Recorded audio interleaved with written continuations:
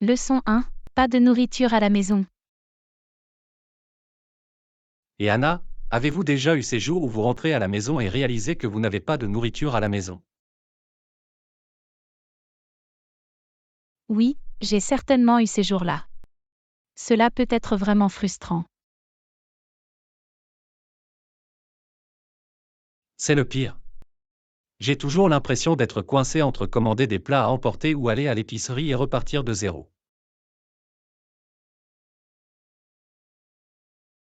Je vois ce que tu veux dire. Il peut être difficile de décider quoi faire dans cette situation. Avez-vous des conseils sur ce qu'il faut faire lorsque vous n'avez pas de nourriture à la maison? Une chose que j'aime faire est de faire une liste rapide de certains produits essentiels, comme le pain, les œufs et les légumes. Ensuite, j'irai au magasin et je ramasserai ces articles, et je les utiliserai pour faire un repas simple. C'est une bonne idée. Parfois, il est facile d'oublier que vous n'avez pas besoin d'un garde-manger plein pour préparer un repas. Oui, exactement. Une autre chose que j'aime faire est de voir si j'ai des aliments de base du garde-manger, comme le riz ou les pâtes, et d'essayer de faire un repas avec ces ingrédients. C'est intelligent. Et il est généralement moins cher de préparer un repas à partir de zéro que de commander des plats à emporter. Absolument. Et si vous n'avez pas envie de cuisiner, vous pouvez toujours commander, mais essayez de choisir une option saine. C'est un bon point. Il est facile de tomber dans le piège de commander de la malbouffe lorsque vous avez faim et que vous n'avez pas de nourriture à la maison. Oui, mais il y a généralement des options plus saines disponibles, comme des salades ou du poulet grillé. Une autre chose que j'aime faire est de vérifier s'il y a des restes dans le réfrigérateur ou le congélateur que je peux réchauffer et faire un repas.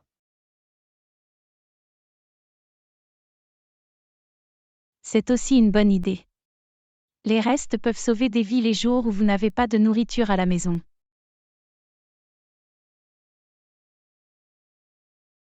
Absolument. Et il est toujours bon d'avoir des repas surgelés ou des conserves à portée de main en cas d'urgence. Oui, avoir un approvisionnement de secours en articles non périssables peut être très utile dans ces situations. Leçon 2. Conseils pour choisir des aliments sains. Salut Anna, as-tu des conseils pour choisir des aliments sains lorsque tu es à l'épicerie? Oui, absolument. Une chose que j'aime faire est de me concentrer sur les aliments entiers, comme les fruits, les légumes et les grains entiers.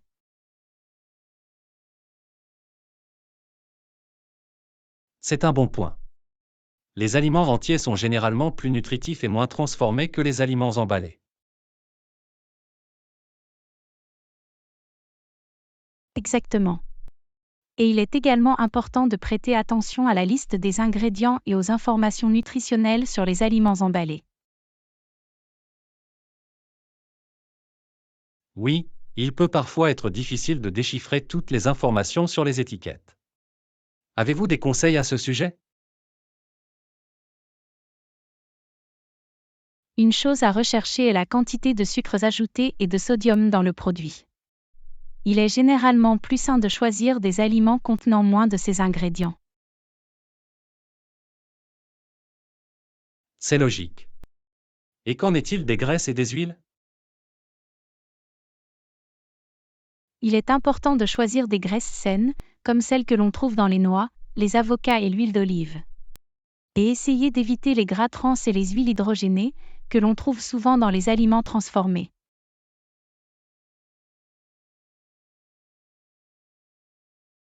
C'est bon à savoir.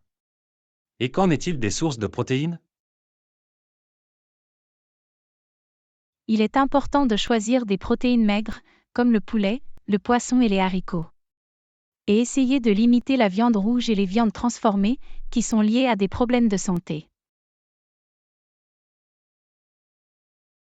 J'ai compris. Et qu'en est-il de la taille des portions?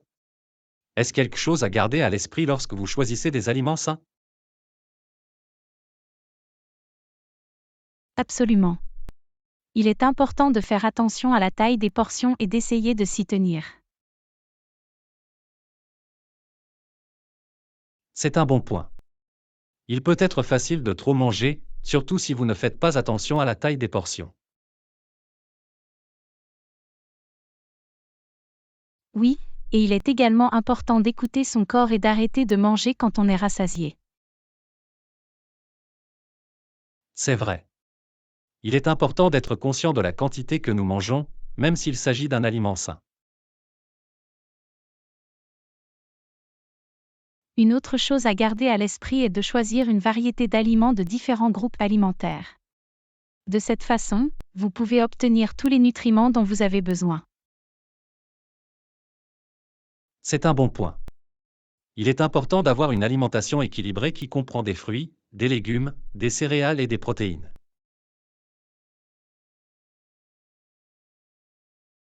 Et n'oubliez pas l'hydratation. Il est important de boire beaucoup d'eau et de limiter les boissons sucrées. C'est un bon rappel. L'eau est si importante pour notre santé globale. Oui, et un autre conseil est d'essayer de cuisiner à la maison plus souvent. De cette façon, vous pouvez contrôler les ingrédients et vous assurer que vous obtenez des repas sains et nutritifs. C'est un excellent conseil. Cuisiner à la maison peut être une façon amusante et saine de manger. Absolument. Avec un peu de planification et de préparation, il est facile de choisir des aliments sains et nutritifs qui ont bon goût. Leçon 3. Essayez de réduire ma consommation de sucre. Et Anna, avez-vous déjà remarqué combien de sucre nous mangeons dans notre alimentation quotidienne? Oui, c'est fou la quantité de sucre dans tant d'aliments. Cela peut être très difficile à éviter.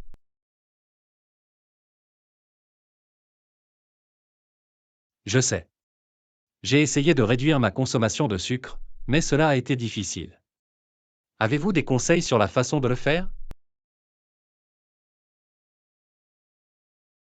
Une chose que vous pouvez faire est de commencer à lire les étiquettes et de faire attention à la quantité de sucres ajoutés dans les produits que vous achetez. C'est une bonne idée. C'est incroyable de voir combien de sucre peut être caché dans des aliments auxquels vous ne vous attendriez pas, comme la sauce pour pâtes ou la vinaigrette. Exactement. Une autre chose à faire est d'essayer de manger plus d'aliments entiers, comme les fruits et les légumes, qui sont naturellement faibles en sucre.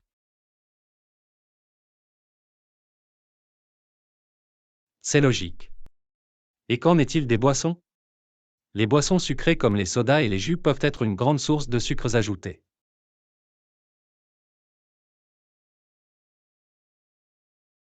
Oui, c'est une bonne idée d'essayer de limiter ces boissons et d'opter plutôt pour de l'eau ou des boissons non sucrées.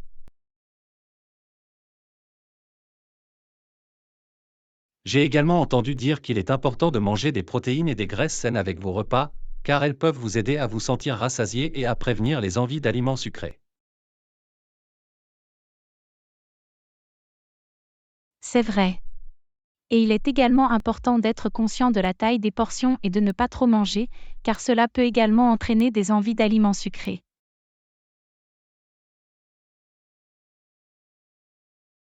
Y a-t-il d'autres conseils que vous avez pour réduire votre consommation de sucre? Une autre chose que vous pouvez faire est de trouver des substituts sains aux aliments sucrés.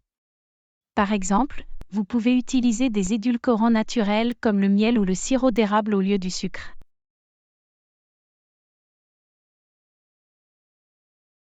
C'est une bonne idée. Et qu'en est-il des collations? Il peut être difficile de trouver des collations saines qui ne sont pas chargées de sucre.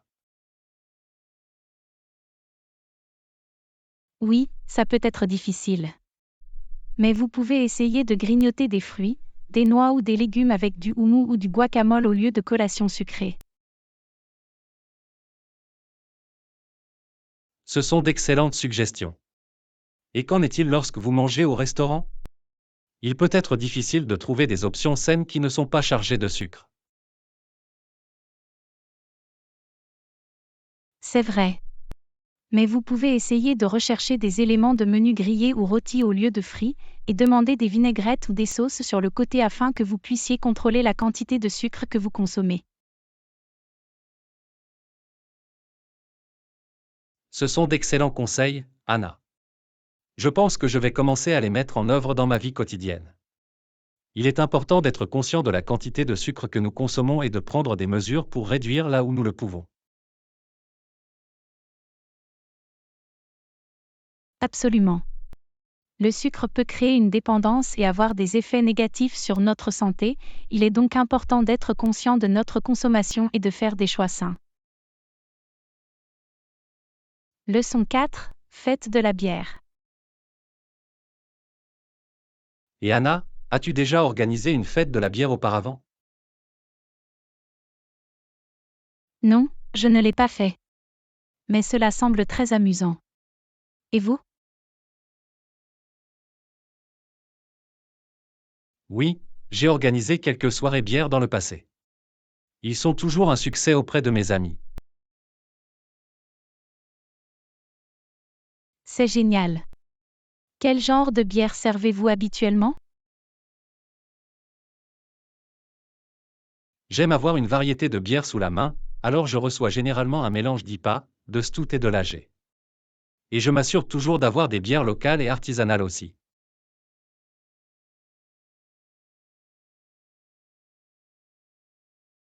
Cela semble être une excellente sélection. Qu'en est-il des collations et de la nourriture? J'ai généralement des chips et des trempettes, des bretzels et des noix pour que les gens grignotent. Et parfois, je fais aussi griller des hamburgers ou des hot dogs. Miam, ça a l'air délicieux. Et qu'en est-il des décorations et de la musique? J'aime installer une table de beer pong et décorer avec des décorations sur le thème de la bière, comme des sous-verres et des panneaux. Et j'ai généralement de la musique en arrière-plan aussi.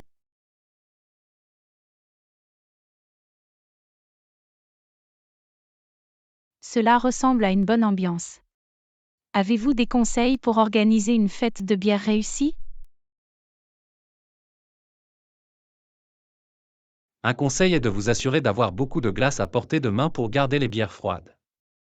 Et il est également important d'avoir beaucoup de tasses et d'ouvre-bouteilles disponibles.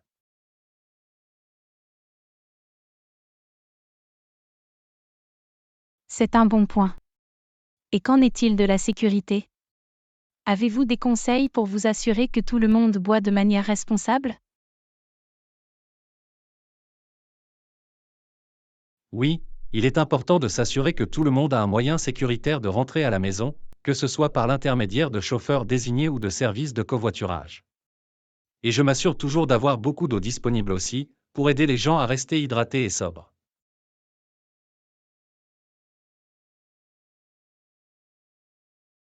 C'est une bonne idée. Et qu'en est-il des gens qui ne boivent pas de bière? Je m'assure toujours d'avoir des boissons non alcoolisées disponibles, comme du soda ou de l'eau gazeuse. Et j'ai généralement des collations ou des options alimentaires qui n'impliquent pas de bière, comme des hamburgers végétariens ou des salades.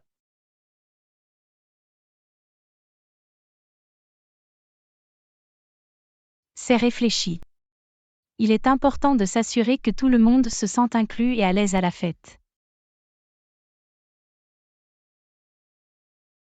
Absolument. Et je rappelle toujours aux gens de boire de manière responsable et de ne pas en faire trop. C'est un bon rappel. Il est important de s'amuser, mais aussi de rester en sécurité et responsable. Exactement. Une fête de la bière peut être un excellent moyen de passer du temps avec des amis et de déguster une bonne bière, mais il est important de le faire de manière responsable et sûre. D'accord. Merci pour les conseils, John. Je devrais peut-être organiser ma propre fête de la bière à un moment donné. Leçon 5. Changer les meubles. Et Yana, avez-vous déjà pensé à changer les meubles de votre maison? Oui, je l'ai fait. J'ai pensé à acheter un nouveau canapé et peut-être de nouvelles chaises pour le salon.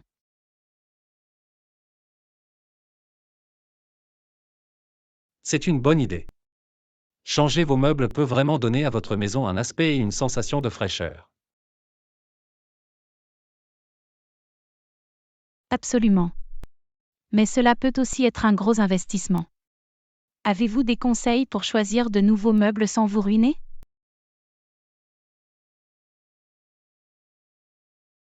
Une chose à faire est de magasiner et de comparer les prix dans différents magasins de meubles. Et n'ayez pas peur de négocier pour un meilleur prix.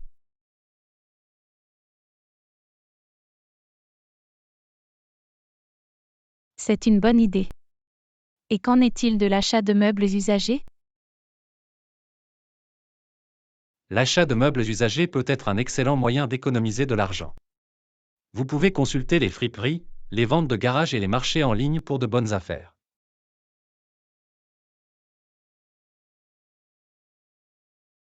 C'est vrai. Et qu'en est-il du choix du bon style et de la bonne taille de meubles?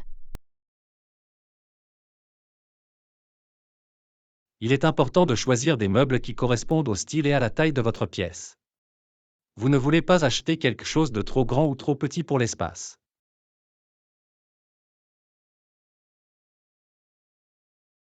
C'est logique. Et qu'en est-il de la qualité du mobilier? Il est important d'investir dans des meubles de qualité qui dureront. Vous ne voulez pas acheter quelque chose qui va s'effondrer après un an ou deux.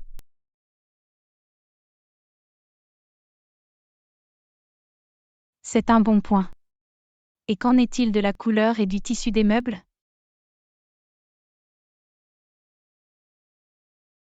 Il est important de choisir des couleurs et des tissus qui s'harmoniseront bien avec votre décor et votre style de vie existant.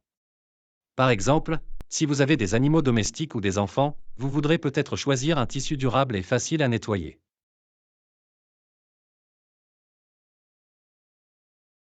C'est un bon conseil. Et qu'en est-il de l'agencement des meubles une fois que vous les avez? Il est important d'organiser vos meubles de manière à maximiser l'espace et à créer un aménagement confortable et fonctionnel. Vous pouvez essayer différents arrangements et voir ce qui fonctionne le mieux pour vos besoins. C'est une bonne idée. Et qu'en est-il de l'intégration d'autres éléments de décoration, comme des tapis et des rideaux? Il est important de choisir des éléments de décoration qui complètent vos meubles et relient la pièce. Vous pouvez choisir des couleurs et des motifs qui se coordonnent avec vos meubles et ajoutent un intérêt visuel à l'espace.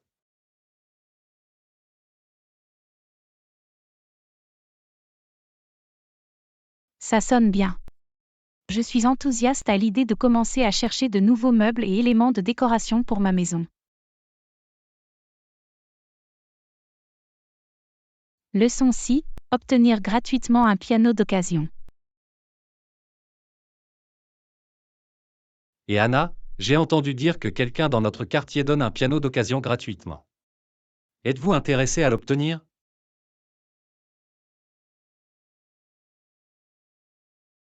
Vraiment? C'est une excellente nouvelle. Je voulais me procurer un piano depuis longtemps, mais ils peuvent être si chers.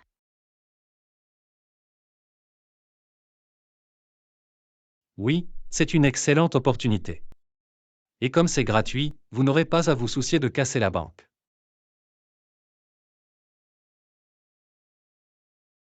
Absolument.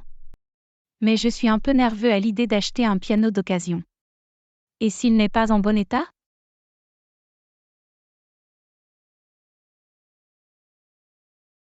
C'est un bon point.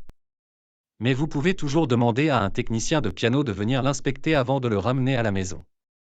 Ils peuvent vous donner une idée de s'il est en bon état ou s'il a besoin de réparation.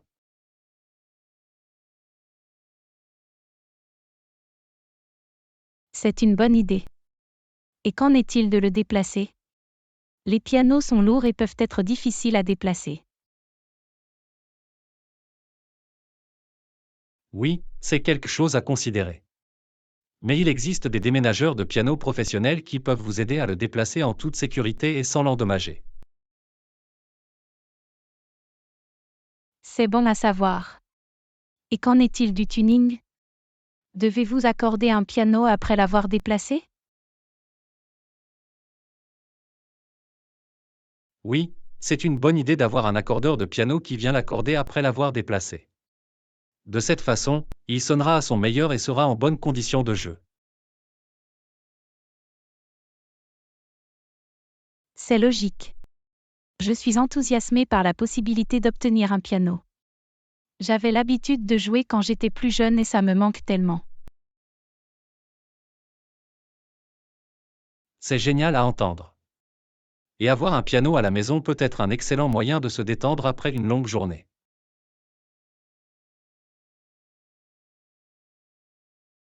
Absolument. Et c'est un bon moyen de suivre mes compétences et d'apprendre de nouvelles chansons. Oui, et qui sait, peut-être commencerez-vous même à donner des leçons de piano ou à jouer lors de concerts locaux.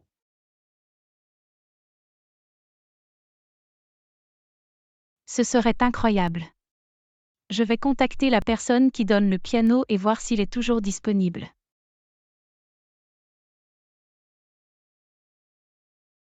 Bonne idée. Et faites-moi savoir si vous avez besoin d'aide pour le déplacer ou trouver un technicien de piano. Merci, John. Je l'apprécie vraiment. J'ai hâte de recommencer à jouer et à faire de la musique.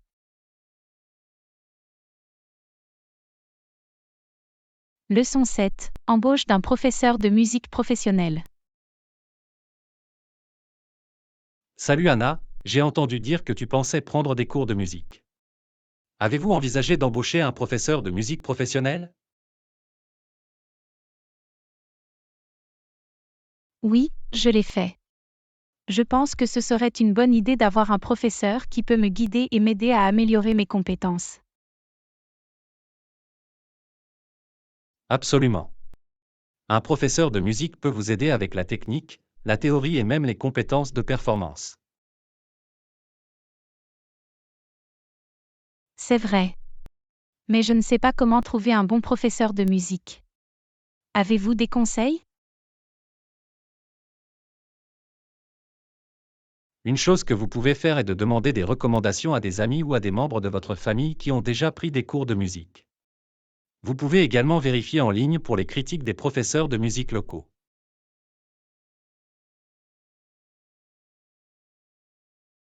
C'est une bonne idée. Et qu'en est-il du coût des cours de musique? Cela dépend de l'enseignant et de son niveau d'expérience. Mais il est important de se rappeler que les leçons de musique sont un investissement dans vos compétences et peuvent avoir des avantages à long terme. C'est vrai. Et qu'en est-il de la fréquence des leçons? À quelle fréquence devrais-je les prendre?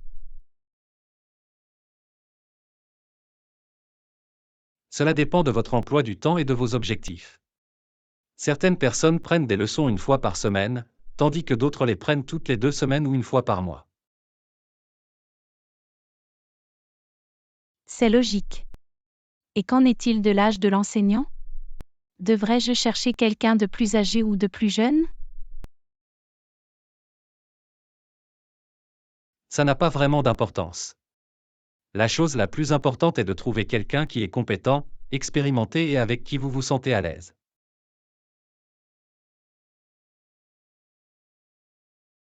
C'est un bon point. Et qu'en est-il de l'emplacement des leçons? Dois-je aller au studio de l'enseignant ou doivent-ils venir chez moi?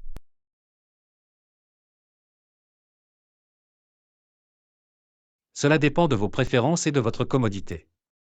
Certains enseignants ont leur propre studio, tandis que d'autres sont prêts à venir chez vous. Vous pouvez en discuter avec l'enseignant et voir ce qui fonctionne le mieux pour vous deux.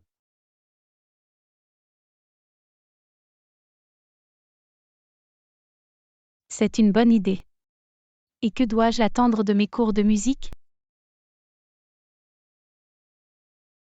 Vous devriez vous attendre à apprendre de nouvelles compétences et techniques, ainsi qu'à recevoir des commentaires constructifs sur votre jeu. Votre professeur assignera probablement des exercices pratiques et des pièces à travailler entre les leçons.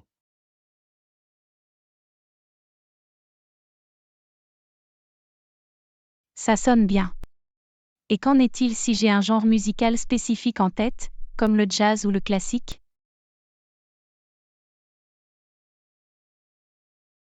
Il est important de trouver un professeur spécialisé dans le genre qui vous intéresse. Vous pouvez demander à l'enseignant son expérience et sa formation dans ce genre avant de commencer les leçons.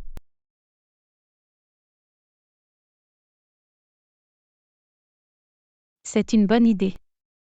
Je suis ravie de commencer à chercher un professeur de musique maintenant. Merci pour le conseil, John. Leçon 8, j'adore skier. Et Anna, j'ai entendu dire que tu étais allée skier le week-end dernier. Comment c'était? C'était génial. J'adore skier, mais j'ai toujours l'impression que mes compétences pourraient être améliorées. C'est compréhensible. Le ski peut être un sport difficile, et il faut du temps pour développer vos habiletés.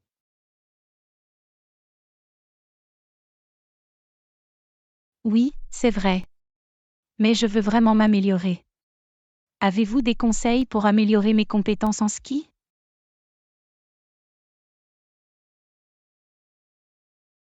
Une chose que vous pouvez faire est de prendre une leçon d'un moniteur de ski. Ils peuvent vous aider avec votre technique et vous donner des conseils sur la façon de vous améliorer.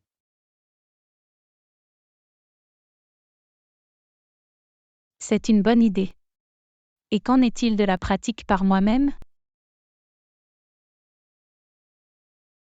Pratiquer seul est également important. Vous pouvez travailler sur des exercices pour améliorer votre équilibre, votre virage et votre contrôle de la vitesse. C'est logique. Et qu'en est-il de l'équipement? Est-ce que le fait d'avoir le bon équipement fait une différence dans vos compétences en ski? Absolument. Avoir les bons skis, bottes et fixations peut faire une grande différence dans votre performance. Il est important de choisir un équipement qui correspond à votre niveau d'habileté et à votre style de ski.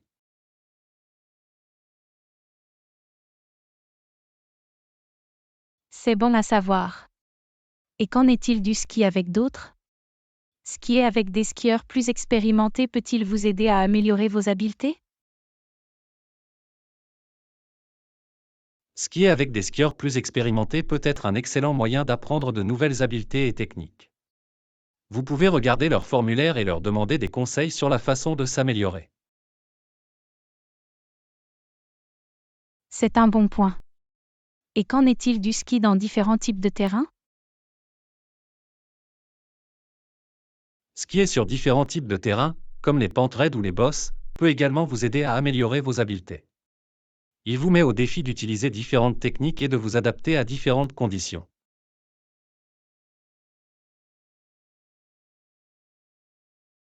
Cela semble être une bonne idée.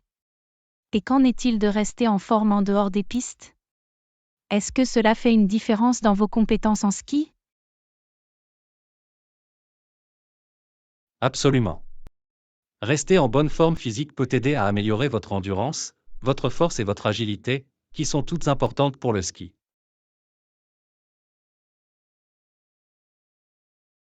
C'est bon à savoir. Et qu'en est-il de la préparation mentale? Est-ce que cela joue un rôle dans les compétences en ski? La préparation mentale est également importante. Vous devez être confiant et concentré pendant le ski, et être capable de visualiser et de planifier vos mouvements à l'avance. C'est un bon point. Le ski semble être un sport qui nécessite à la fois une préparation physique et mentale. Absolument. Et surtout, il est important de s'amuser et de profiter de l'expérience. Le ski est un excellent moyen de rester actif et de profiter du plein air, et avec de la pratique, vos compétences continueront de s'améliorer.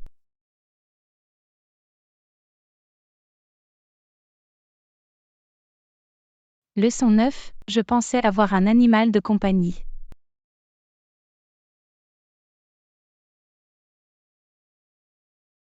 Et Anna, je pensais avoir un animal de compagnie. Avez-vous déjà envisagé d'acheter un lapin? En fait, je l'ai fait. Je pense que les lapins sont adorables et qu'ils font d'excellents animaux de compagnie. C'est génial. J'ai entendu dire que les lapins peuvent être très sociaux et affectueux. Oui, ils le sont. Mais ils nécessitent aussi beaucoup de soins et d'attention. Êtes-vous prêt pour cela? Je pense que oui. J'ai fait des recherches sur la façon de prendre soin des lapins, et je suis prêt à consacrer du temps et des efforts pour m'assurer qu'ils sont heureux et en bonne santé. C'est bon à entendre. Quel genre de lapin voulez-vous?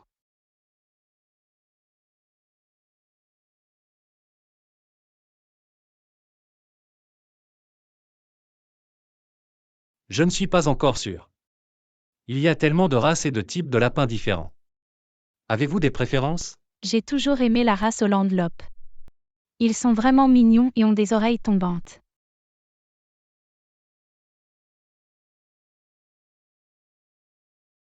Oui, ils sont adorables. Et qu'en est-il des conditions de vie des lapins? Avons-nous besoin d'un type spécifique de cage ou d'enclos? Oui, les lapins ont besoin de beaucoup d'espace pour se déplacer et jouer. Une grande cage ou un enclos avec beaucoup d'espace pour courir et sauter est important. Ils ont également besoin d'un espace pour creuser et se cacher. C'est bon à savoir. Et qu'en est-il de leur régime alimentaire? Les lapins ont-ils des besoins alimentaires spécifiques?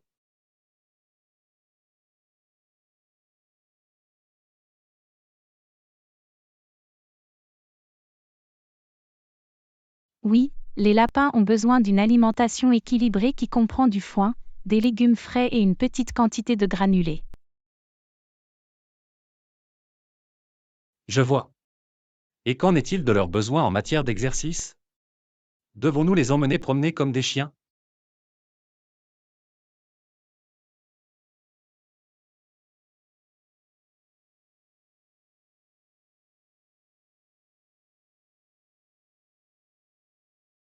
Non, les lapins n'ont pas besoin d'être promenés comme des chiens. Mais ils ont besoin de beaucoup d'exercice et de temps de jeu. Vous pouvez leur donner des jouets avec lesquels jouer et créer des parcours d'obstacles pour qu'ils puissent courir. Ça a l'air amusant. Et qu'en est-il de leurs besoins de toilettage? Les lapins ont besoin d'un toilettage régulier pour garder leur fourrure propre et éviter les nattes. Vous devrez les brosser régulièrement et couper leurs ongles au besoin. D'accord, cela semble gérable. Et qu'en est-il de leur santé? Les lapins ont-ils besoin de contrôles réguliers avec un vétérinaire? Oui, les lapins ont besoin de contrôles réguliers avec un vétérinaire spécialisé dans les animaux exotiques. Ils sont sujets à certains problèmes de santé, comme les problèmes dentaires et les problèmes gastro-intestinaux, il est donc important de suivre leurs soins de santé.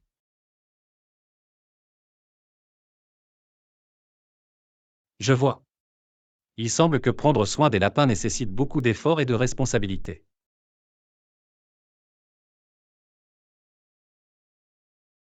Oui.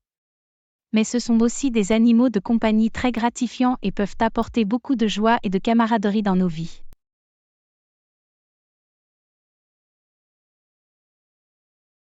Je suis d'accord. Continuons à faire nos recherches et assurons-nous que nous sommes pleinement préparés à la responsabilité de posséder des lapins avant de prendre une décision. Cela ressemble à un plan. Je suis enthousiasmée par la possibilité d'avoir des lapins comme animaux de compagnie. Leçon 10, j'ai oublié de me brosser les dents hier soir. Et Anna, as-tu pensé à te brosser les dents hier soir? Oh non, j'ai totalement oublié. J'étais tellement fatiguée et je suis allée directement au lit. Cela arrive aux meilleurs d'entre nous. Mais il est important de se brosser les dents 2 fois par jour pour maintenir une bonne hygiène buccale. Je sais, je me sens vraiment mal à ce sujet. Y a-t-il quelque chose que je puisse faire pour compenser? Eh bien, vous pouvez vous assurer de vous brosser les dents très bien ce soir et d'utiliser un rince-bouche pour aider à tuer les bactéries qui pourraient s'être accumulées. C'est une bonne idée. Et qu'en est-il de la soie dentaire? Devrais-je utiliser la soie dentaire plus souvent pour compenser la nuit dernière? La soie dentaire est toujours une bonne idée, mais vous n'avez pas nécessairement besoin de le faire plus souvent parce que vous avez manqué de vous brosser les dents une fois. Assurez-vous simplement de passer la soie dentaire régulièrement dans le cadre de votre routine quotidienne. D'accord, c'est logique. Et qu'en est-il de l'impact de ne pas me brosser les dents hier soir sur ma santé bucco-dentaire globale? Ce n'est pas idéal, mais une séance de brossage manquée est peu susceptible de causer de graves problèmes. Assurez-vous simplement d'être plus diligent à l'avenir et de vous en tenir à une routine régulière de brossage et de soie dentaire. C'est bon à savoir. Je vais certainement m'assurer de ne pas oublier à nouveau. Cela arrive aux meilleurs d'entre nous, mais il est important de prendre soin de nos dents et de nos gencives pour maintenir une bonne santé bucco-dentaire. Je suis d'accord. J'essaierai également de mettre en place un rappel sur mon téléphone ou de mettre une note sur le miroir de ma salle de bain pour m'aider à me rappeler de me brosser les dents avant de me coucher. C'est une bonne idée. Tout ce qui peut vous aider à vous rappeler de vous brosser les dents régulièrement est un pas dans la bonne direction.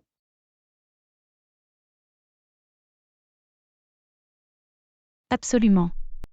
Et je vais aussi m'assurer de planifier un examen régulier avec mon dentiste pour m'assurer que tout va bien. C'est une bonne idée. Des examens dentaires réguliers sont importants pour maintenir une bonne santé bucco-dentaire et détecter tout problème potentiel dès le début. Merci pour le conseil, John. Je l'apprécie vraiment. Merci d'avoir regardé. Abonnez-vous à notre chaîne. Rendez-vous dans notre prochaine vidéo bientôt.